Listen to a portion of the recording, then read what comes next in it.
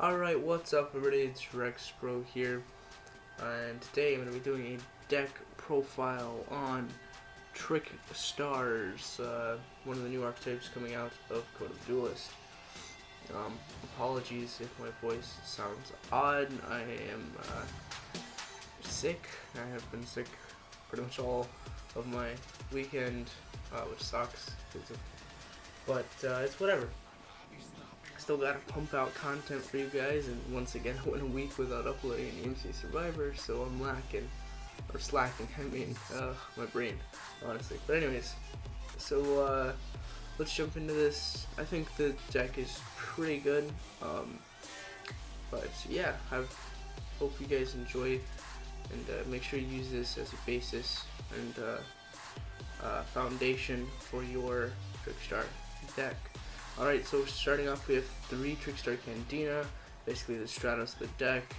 When it's normal summon, you get to add a Trickstar from your deck to your hand, and each time your opponent activates a spell trap card, inflict 200 damage to them. Really good, and obviously the objective is to get this one out, because it searches out everything.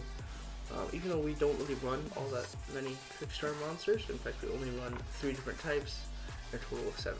Anyways, next up we got Trickstar Licorice. You can reveal this card in your hand to target a Trickstar you control, and then special summon it, and then return the monster that you targeted, and each time your opponent adds a card to their hand, deal them 200 points of damage. This is another really good one, and there's a really nice combo using this and Lilybell that just, it's awesome. So we run 3 of that, and then 1 Lilybell because it's searchable, and drawing too many of these can definitely brick, because you don't want to draw until you only ever want to search for it. Since it's a hard once per turn, we're only running the 1 copy. If it was a soft once per turn or no claws at all, I'd easily run 3. Just make room for it. Excuse me. If it's added to your hand except by drawing it, you can special summon it from your hand. Hard once per turn. This card can attack directly, and when it inflicts battle damage to your opponent, you can target a Trickstar monster in your graveyard and add it to your hand. So, it's really good, because what you can do is you can attack directly with this, dealing 800 points of damage, add this from your graveyard back to your hand, and since it's a quick effect, you can bounce Lilybell back to your hand, and then special summon Lilybell off of its own effect, and then attack for another 800, and just sit on your Licorice, and then afterwards you can go into your Link monsters. It's a really good play. Personally my favorite combo in the deck. So yeah, we're running 3 in Gofu, just Gofu. Obviously this is material for your Decode Talker or your Mrs. Radiant. It's just a really good card overall. Plus it's a tuner, so that can allow you to go into some of your synchro plays. 3 cherries, because getting rid of your opponent's double helix or ABC Buster Dragon without having to worry about sighting anything, it's so convenient. There's plenty of room in the deck for it, so I run it at 3. 2 DD Crow, because in today's meta, graveyard is everything, and limiting what cards your opponent has in their graveyard is just so good. I thought about bumping it up to 3, but I think 2 is a good number, and that allows us to have room for our 1 Ash. I may only run an Ash just in case someone desires, and I can get that perfect move where I just Ash their desires, and basically they're forced to scoop because they just banished 10 other cards and didn't get any benefit from it. 1 Maxi, best hand trap in the game. Best card in the game in general, I guess. Cyframe Gear Gamma. So, if your opponent activates a monster effect, you can special summon this guy from your hand, and then special summon Cyframe Driver from your hand, deck, or graveyard. Negate the activation, but these guys get banished during the end phase. So, that's why I only run the 2, because if I were to draw into a third one, it could brick potentially, because this guy might get banished if I don't have the ability to synchro summon with it. We run 2 Honest because it's honest, you know. It comes in such clutch honest because honestly, just because this deck doesn't really have any high attack point monsters, so having that advantage of just being able to sort of get over whatever your opponent throws at you, just really convenient. I run 1 Trick Clown, not because it's necessarily necessary. God, what is wrong with me today? It's not necessary to run Trick Clown, but I really like running it because it gives you that extra fodder on board they can potentially use for link someone, or for synchros, or for Xyz. It's just so convenient to run this. In fact, I would even consider bumping it up to 2 if I could find room for it. And then Obsidian because we're running the Gem Knight engine. You're never really going to use its effect either, but it's there for that. Trickstar Light Stage is the field spell, getting to deal an extra 200 points of damage every time the Trickstar activates its effect, inflicts battle or effect damage to your opponent, my bad. Which is what makes, you have that on board with Lilybell, you're dealing 2,000 damage when you do that combo. But yeah, it's a really good. Also, it just has like control. You can target your opponent's spell trap zones and they can't use it, as long as if they have a set card there. Also, whenever it's activated, you get to add a Trickstar to your hand. So this is just so good because you can search out your Lilybell and then automatically special summon it, and then or you can search out your Candina because then it can search out something. It's just too good not to run. And then I run 2 Terraforming. I know most Trickstars, or at least I'm pretty sure most Trickstar decks don't run the Terraforming, so they just run the Light Stage. But I think it is stupid to not run Terraforming because you're searching for a search card. You're deck thinning, you're pumping out more Trickstar monsters as soon as possible. It's just so convenient. My bad. So stay and drink. I run the 1 Raigeki. Just because it's Raigeki, there's really no reason not to run it. The 3 Brilliant Fusions because Seraph Knight might get you a double search if you have a Candina in your hand. Desires, it's Desires. If there was a better draw option, I would run that option because Desires does end up conflicting a lot. I actually have never even used Desires in this deck. Like, every time I've done playtests, I've never drawn into Desires, and it does just fine. But, you know, you just gotta work with what you got, I guess. 2 Cosmic Cyclone just makes it so your opponent can't control you as much as you want to control them. And then Reincarnation, banish your opponent's entire hand, and they draw the same number. Plus, you can special summon a monster from your graveyard afterwards.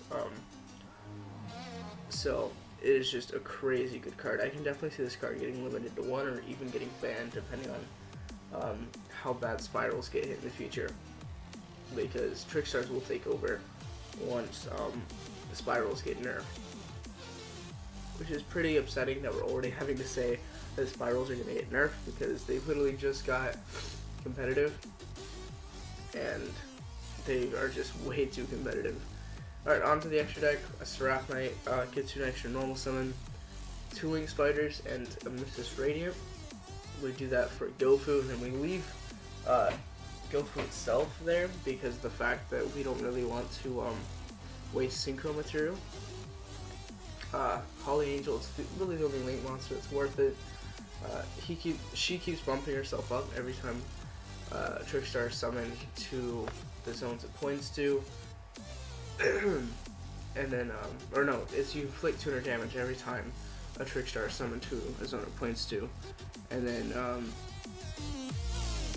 if your opponent takes damage from a Trickstar monster's effect, this card gains attack equal to the damage they took until the end of this turn.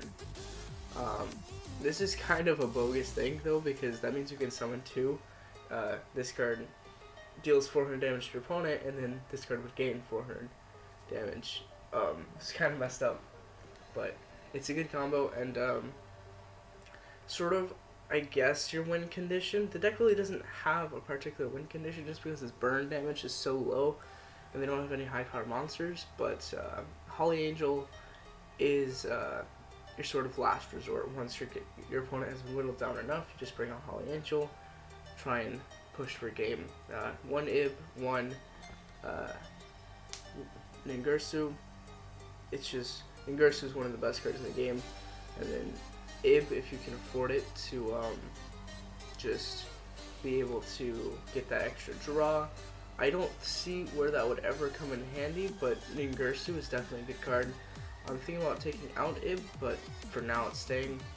Decode Talker, just in case you don't, none of your, you need to push for game or something, just go into Decode. That's a good way to do it. Barrel Load, or Barrel Load, I guess as it's called now. I still think Barrel Load. I've gotten so used to saying Barrel Load that like it feels weird to say Barrel. So this, it can't be targeted by monster effects. You can target a face-up monster in the field that loses 500 attack and defense. Your opponent cannot activate cards or effects in response to this effect's activation. At the end of the damage step, if this card attacks an opponent's monster, you take control of it. To zone this card points to, but send it to the graveyard during the end phase of the next turn. This is, I guess, your ultimatum. Like, if you have a problem cards on the board, really try and push to get this thing out. All you really need is a Gofu and then like one monster in hand, and you get a Barrel Load. It's really good. Omega, there's really no explanation needed for Omega just because it's so legendary, and it's pretty easy to get out with this deck. I mean, you have Gofu, you have the Psy-Frames. So yeah, Vermilion, it's a good problem card solver, banishes a card. So yeah, Beals, most cards or most decks can't really get over this, especially True Dracos. All you have to do is sit on Beals and you're pretty much going to be winning. ABC, Ancient Fairy, and Double Helix are all fodder for your cherries. I mean, technically every card in this is fodder for your cherries because you don't need to go into your extra deck too often. But yeah, these three are particularly only in here for cherries, whereas everything else you can use. I don't usually go over side deck, but I will for this just because I think my picks are, I guess, important. 2 Ogre, because if you know your opponent has a monster that you're not going to be able to get over, and like you had problems getting over it, that it always activates a triggered effect, just use Ogre. And their effect won't be negated, but it'll destroy it. Kaiju Engine, you run a turtle, a sticky string, and mystery dust. And then of course Slumber. 3 system down, this is for your ABCs or Cosmos. Personally myself, I always have a bigger problem with Cosmos than ABC, but either way, this is a perfect side option against it because it banishes all their machine types from there everywhere pretty much. 3 of Struggling Battle, or as it's called now, Evenly Matched. This card is really good. I tried finding a way to main it, but it's just not important enough to main. But if you're going against a really aggressive deck like World Chalice, this is what I'd cite against it. That or Rivalry with Warlords. This is also a really good card against Spirals because each player can only control one type of monster and then send all of their face-up monsters they control to the graveyard. And if you really want to play defensively with this deck, you can, because you're never going to have really more than one type of monster on board at the same time. So this is just a really good card, but that's it for the deck profile. I hope you guys enjoyed and I hope it helped, and if it did, please like, comment, and subscribe if you haven't already. Once again, thanks for watching, hope to see you next time, and as always, have a roaring good day.